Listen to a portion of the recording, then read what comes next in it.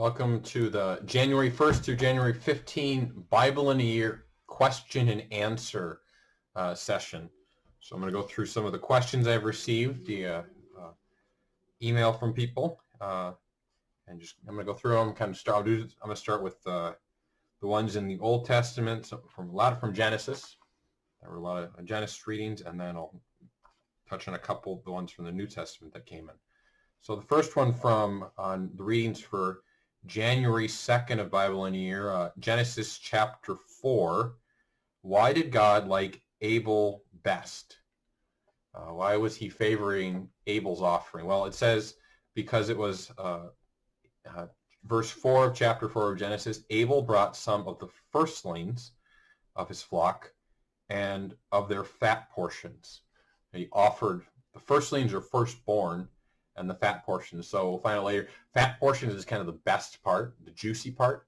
And then the firstborn, by offering the firstborn sacrifice, you're entrusting, okay, God, I'm going to give you the firstborn, and entrusting it, you're going to give me more. All right? This is really this trust.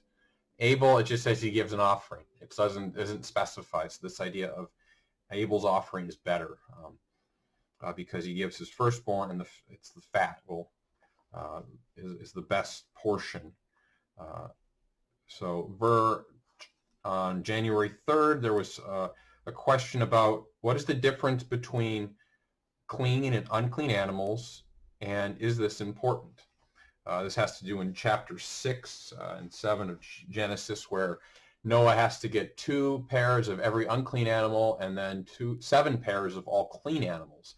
Now, this is part of why after the ark, with the flood, Noah builds the ark, and there's the flood comes, why God then asks Noah to sacrifice some animals. He didn't sacrifice a unicorn or something. He didn't cause extinction. Noah, it was one of the clean animals. Now this cleanness, it doesn't really specify. We'll find actually more in Leviticus. There's certain animals that God kind of has set apart for worship offering, and other ones not to kind of, we'll find out later, they're to separate Israel from the other people. It's really ritual cleanliness. It's not a moral cleanliness in itself per se, though kind of disobeying some of the ritual cleanliness can be a moral infraction. It's more ritual cleanliness, which has to do with coming in God's presence. There's a certain, you can't have, we'll find out later in Leviticus, having contact with death or blood, kind of life. God is the source of life, and so that makes one unclean. So there's a process of being clean. Especially the priests in the Old Testament have to have very stringent of when they enter the tent to do sacrifice, the tabernacle and the temple to do sacrifice. That they have to be particularly cautious. And so it has its ritual cleanliness of those who could join in public worship, and then especially the priests of being able to offer sacrifices. So it's more in Leviticus. It's at least it's hinting at there's some God is there's so it doesn't go into detail here. All right, so kind of went into more detail than probably you wanted to know, but we'll get to more of that in Leviticus. The next one was from Genesis chapter 19. The question is, I've heard that the sin in Sodom was one of hospitality. Can you explain that? Actually, it's not of hospitality. It's rather ironic. It's kind of twisting the text. It speaks of the 2 messengers. These angels come, and Lot lets them in his house. These men come into the house. We want to know you. And so the hospitality argument that you may have heard regarding Sodom is, oh, these men are being kind of nosy. That's essentially, they're being nosy and they need to mind their own business. Well, no, they're saying something much more. The word that's being used there for know is, we want to know your guests, the men that have entered your house. Well, the word for know there is the same word that's used in Genesis chapter 4 when Adam knows Eve and she conceives and bears a son. A different kind of knowledge, a knowledge between a man and a woman that brings about life. All right, that's what they're asking here. So it's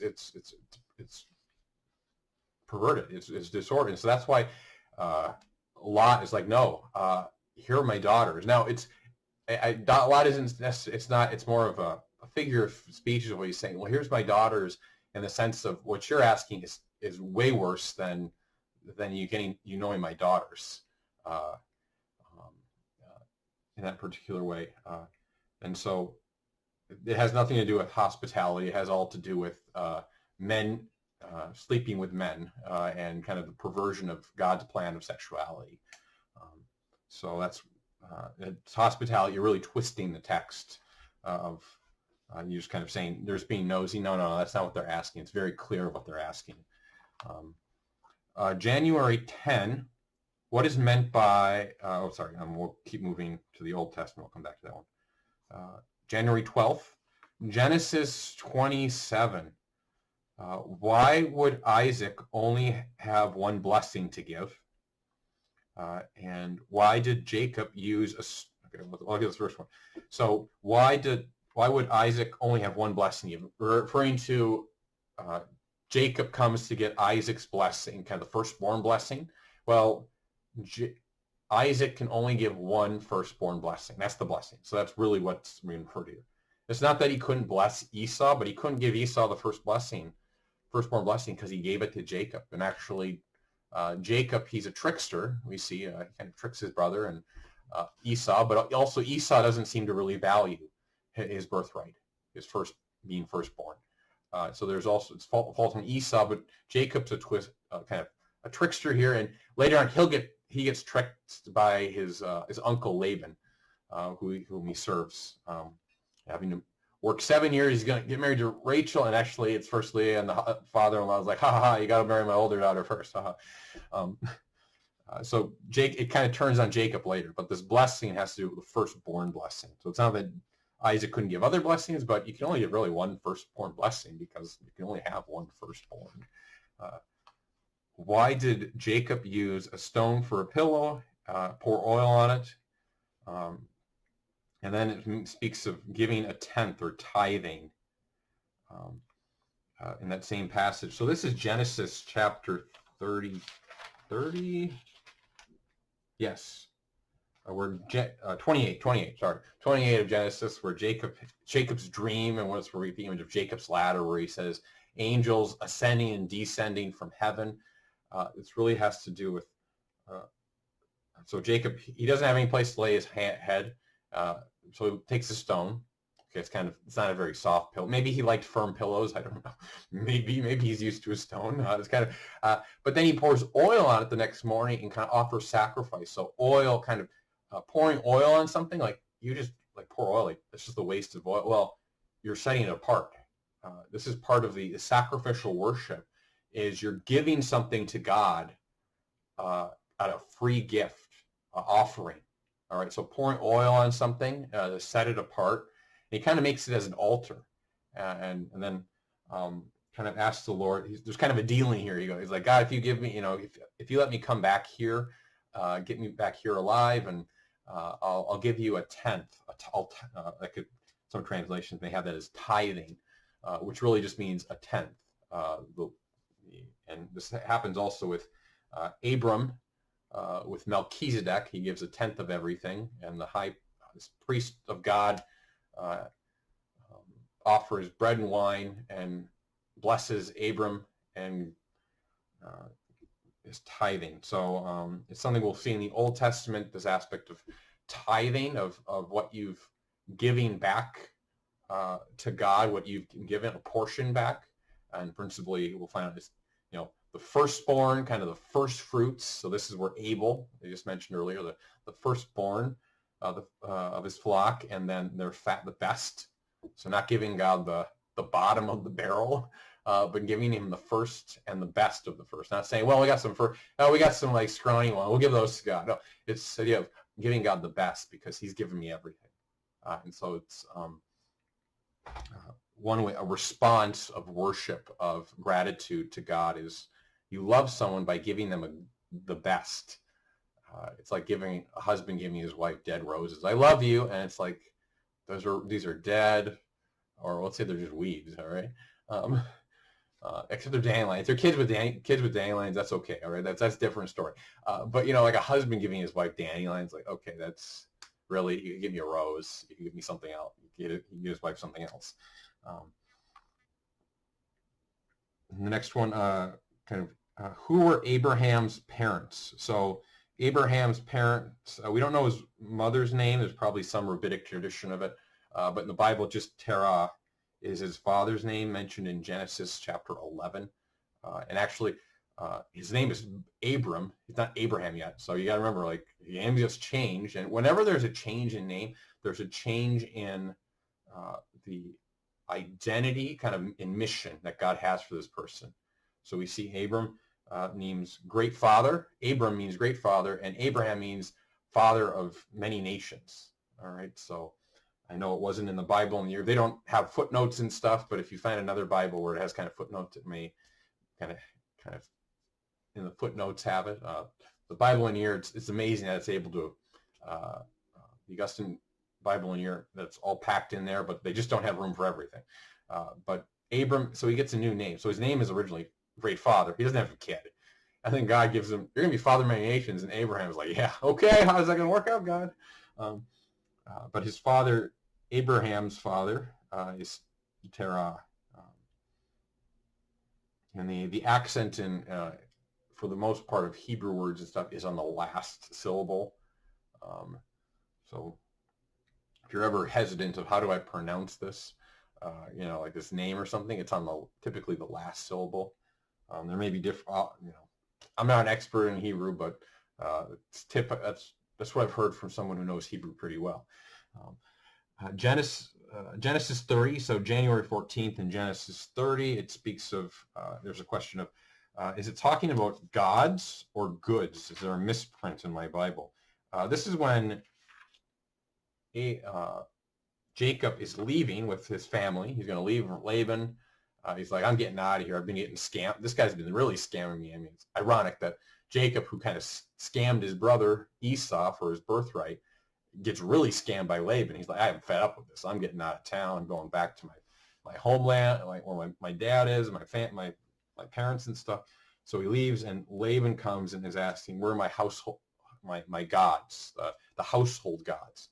Now, what does that mean? So normally think of like these other like gods, like idol worship, like big statues and stuff, and like whatever their pagan temples. But also there kind of be, you could say, almost like special good luck charms, you could say, like they'd be little statues or something of the household gods, and of whatever the god of, the sun or whatever. It's kind of, this is where paganism, they kind of had a god for everything. There's kind of a god that rules over this, and so and we see that, okay, God, part of this, Rachel has, she's left her father's house, Laban, her dad's house, but kind of is carrying these household gods. It's kind of, there's this really getting at this point of they're still hanging on to something, hasn't let go. And Laban's all like, you took my gods, and so there's some silliness we can see, like, well, those aren't really gods, those are just statues. But maybe in modern analogy would something really valuable to someone, that almost like they treat as kind of like uber like special or lucky. That might be a kind of lucky charm. Maybe Lucky Charms, I don't know, a leprechaun or something. But so that's what, it's not a misprint. It is gods with a lowercase g. So it is these household gods, which are like little statues or images of these fake gods, kind of essentially good luck charms, like, oh, this god of the birds or whatever is going to protect me, the birds, whatever. It doesn't go into detail because there's really no need to. It's kind of general because they had a god. Some of these pagan culture stuff had a god for everything, but it's more of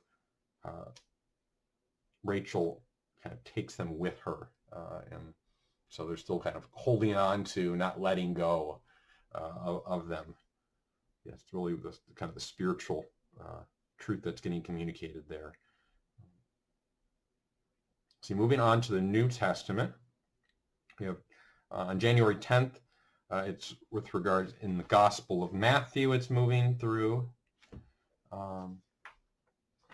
We have the would-be followers of Jesus, and it's ironic, Jesus has nowhere to lay his head. Foxes have holes, birds in the airs have nests, but the Son of Man has nowhere to lay his head, maybe on a rock like Jacob. But then a would-be disciple comes up and says, well, let me go first bury my father. And Jesus' response is, let the dead bury the dead. So the question I have here is, what is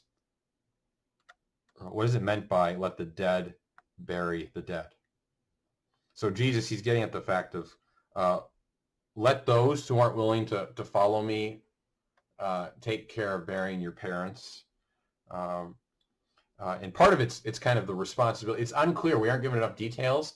It could be the person's like, well, let me wait till I bury my parents. In terms of my parents are alive still, and so I have to wait till they've passed and so kind of dragging one's feet. You're like, well, I don't want to really go right now. And then there's evidence of, it could also refer to a special practice of the bones of one's, they found evidence of this, of a Jewish practice of bones being buried, and then they'd like be in a box, kind of like a small coffin for a year or two, and then they would bury it. Kind of one of these traditions during that time. And so this guy's like, well, he maybe is saying, well, I got to wait a couple of years before I can come because I have this obligation. And Jesus is saying, let others do that if they don't want to follow me. Really, this importance of kind of calling to commitment, of letting go and following him, cutting ties with other lesser important responsibilities. That it also could be pointing to the high priests in the Old Testament, as well as this group called the Nazarites. We'll find in, I think, the book of Numbers. We'll hear about them, of this kind of essentially those consecrated to the Lord. Probably one of the most famous Nazarites is Samson, which he wasn't really that great of a. We'll find out if you've only seen the children versions of Samson. Let's just say he wasn't the most virtuous man of men.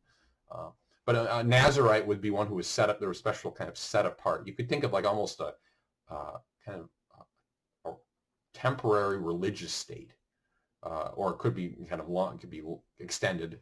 But so this the high priests and these Nazarites, set up these kind of consecrated individuals, would be exempt from burying their parents. And so perhaps Jesus could be saying here is, come follow me, and you're going to be set apart for a holy purpose. That's kind of for the Lord. So there's kind of multivalent possibilities. The text, this is what's the beauty with Scripture. It's not always, doesn't always give us a clear cut, like it's got to be this thing here. More of it's a window, and there's a lot of application, and you can stay within that. Some things are very clear cut, like when Jesus says, this is my body, this is my blood. It's very clear. Jesus means that. That's the Eucharist. The church has defined that, make it clear. But a lot of other places in Scripture, there's kind of it's kind of what's the general. Jesus is speaking of something of obligations, of following him, and other obligations need to be like kind of, you have to let go of them at times. His commitment to Jesus is more important. And then the last question I have here, was Joseph the son of Leah, the husband to be of Mary?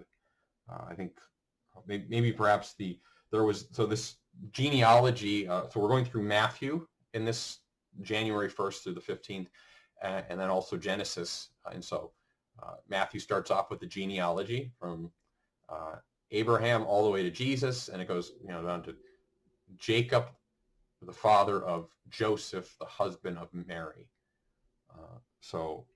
And then in the Old Testament, so we're going through Genesis, and we hear that Jacob is the father of another Joseph, but it's not Leah. The mother is not Leah. It's actually Rachel. Rachel is the mother of both Joseph and Benjamin. So no, it's not the same. There's actually like 2 centuries probably of 1,500 years, 2 centuries of time, probably 2 centuries of time between these two. So it's it's a totally different. But there is a connection here. If you look at my January St. Joseph reflection, the year of St. Joseph, I kind of flesh out some of the parallels between Joseph in the Old Testament, who you'll be reading in this from January 16 to the 31st, Joseph in the Old Testament, and then Joseph in the New Testament. So there's parallels in there of things, certain things match up. So my St. Joseph reflection for January, I go more into that. So if you're like, well, is there any connection? Well, yes, both Josephs, their fathers were Jacob, and there's some other qualities that they also share. So check that video out under Year of St. Joseph, January reflection if you're interested. But I appreciate the questions. Just hope to continue to receive more. Wait till February 1st for the next sending of, January 16th through the 31st is the next kind of set of 2 weeks. So send me an email like early February, the 1st, 2nd, 3rd, with any of your questions for those dates. And it's good, if you're using the Bible in a year to put the date, but even more importantly, if you can put the chapter or even chapter and verse, at least where it starts on, then it's easier for me to locate. I know where stuff is generally, but it's a lot easier to locate a particular question when I have kind of the chapter and the verse, or kind of verse, kind of start verse of a section where your question is related to.